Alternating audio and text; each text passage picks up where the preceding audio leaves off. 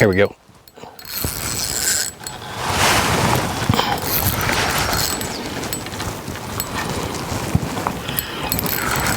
Go and get out of the log.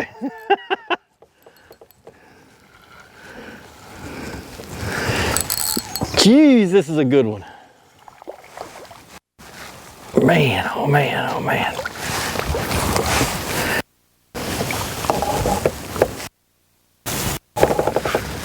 That fish, guys. Hey guys, this is Jim. Today I want to talk to you about a method that I love to use for fish for bluegill. Not only when they're on the bed, but when they're deep too. Deep bed's even better. And it's kind of like a drop shot rig.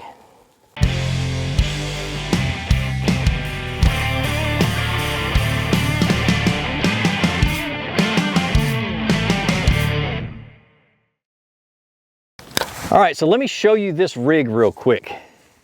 Basically, all it is a drop shot rig, but I do what's called a dropper on there. I learned this when I was crappie fishing. But it's a drop shot weight at the bottom, some type of a sinker or something tied onto the bottom of the end of the line. A hook, you know, 10, 15, 20 inches up the line, depending on how the bluegill want it. And then it's tied on with a dropper, there's a way of tying it. Let me show you that real quick.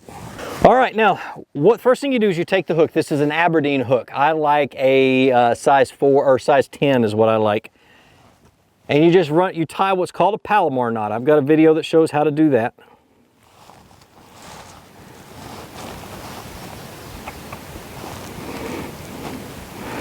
Okay, you tie a Palomar knot with a large tag end or a long tag end.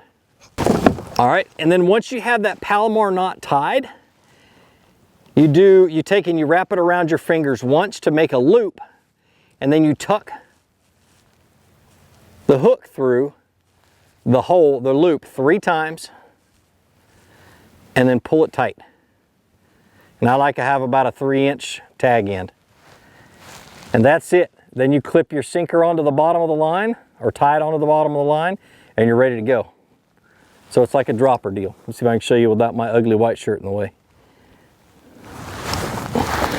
All right, get the sinker, put the sinker on, and we are ready to fish. This is just a way to get your bait to the bottom quickly. The reason I go do this over a bobber is mainly when I'm fishing deep. You can only have so much of a leader between your bob, even your slip bobber, and your hook. And so it just makes it difficult to cast, things like that, and it helps you to get down to the bottom a whole lot faster so you can fish more effectively. Man, I got a gnat trying to fly up my nose. Then, like I said, it really doesn't matter how you put your cricket on. It's not going to last very long if you're in the right spot and if the fish are there. But you just cast it out, and you know, because I fish a drop shot bass fishing all the time, the temptation is to shake it. Well, you got to resist that temptation, or at least I do.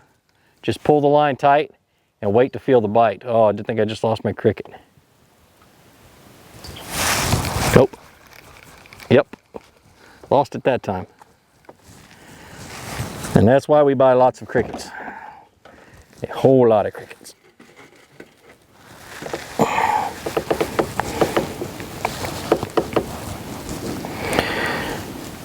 And other times that I would use this rig is when I find them deep in the fall. They'll get deep in the winter time. They'll get deep, and they like to hold close to the bottom. And you just get it. You know, you can get something down to them faster.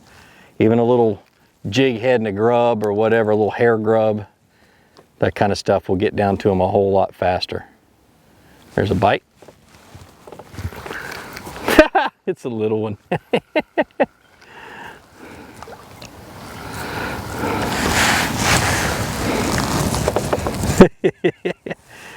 That's the risk you take. All right, let's put a live cricket on there, see if we can't catch a big one out of that hole. I know there's a couple in there.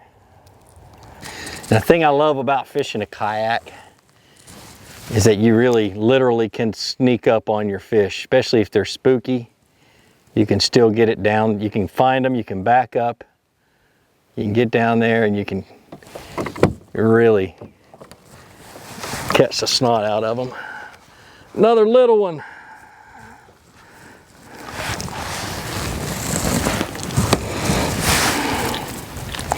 That's not even eating size.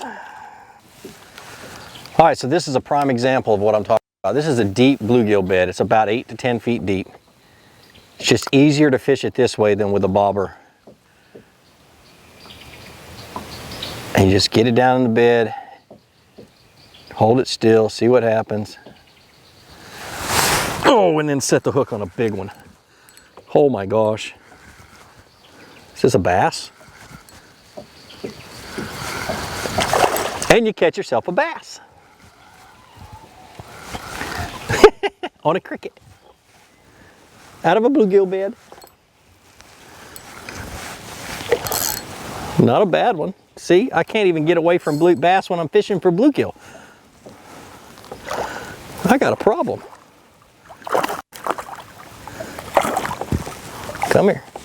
Come here. Come here. Yeah. We're going to try that again. But the old Flukemastr can't get away from a bass, even when he's bluegill fishing. Find me another cricket.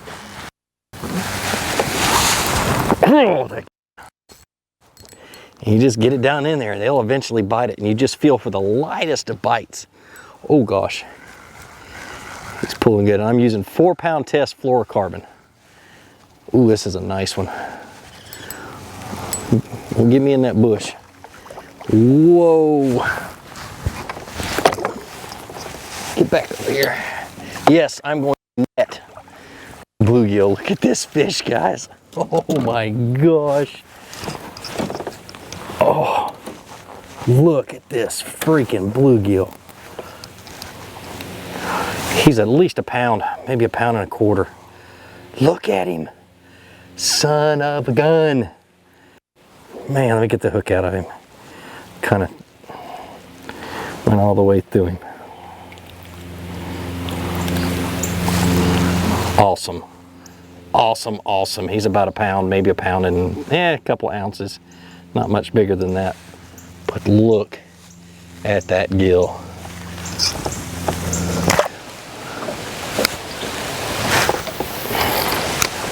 All right, down about 8 feet.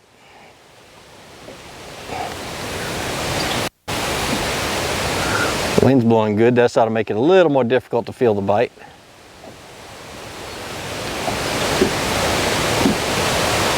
There's one. Oh, this is a good one where he's got me wrapped up. There, he's out.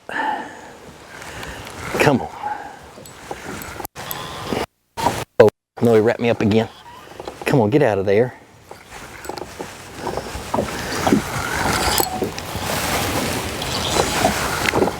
Oh my gosh. Guys, look at this fish. All right, I'm gonna net a bluegill.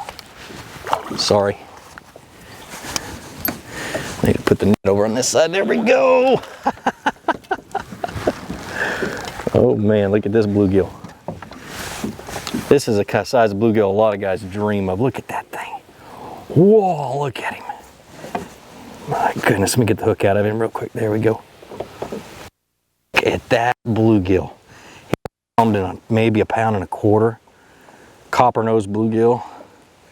Man, stud. Well, go back and finish making babies. Guys, there's nothing like fishing out of a kayak. I know this one's expensive. Just get off, get a boat, get a kayak. I wish we had them when I was younger. But like I always say, be sure to introduce somebody to fishing. Introduce them to my channel. Let me help you teach them how to fish. More importantly, get out on the water, go out and catch some fish. Have a great day.